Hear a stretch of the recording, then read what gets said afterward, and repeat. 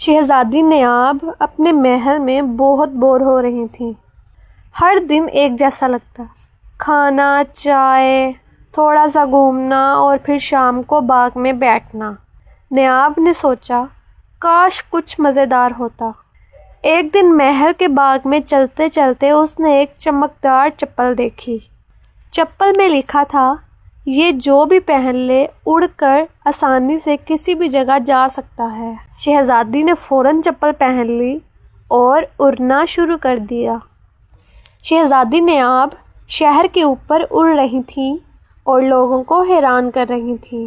اچانک اس کی چپل پھسلی اور وہ سیدھی ایک دکان میں جا گری۔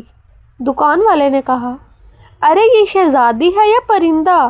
شہزادی ہنس کر بولی، میرا جادوئی سفر ہے، ذرا دھیان رکھیں۔ شہزادی نیاب نے ایک چھوٹے سے کتے سے ملاقات کی جو اڑنے کی کوشش کر رہا تھا۔ شہزادی نے کتے کو اپنی چپل کا ایک چھوٹا سا جادوئی حصہ دیا۔ اب کتا بھی تھوڑا سا اڑ سکتا تھا اور دونوں دوست بن گئے۔ شہزادی واپس محل آئی اور چپل اتار دی۔ سوچتے سوچتے بولی، جادو مزہ دیتا ہے، لیکن دوست اور ہنسی سب سے بڑی خوشی ہے۔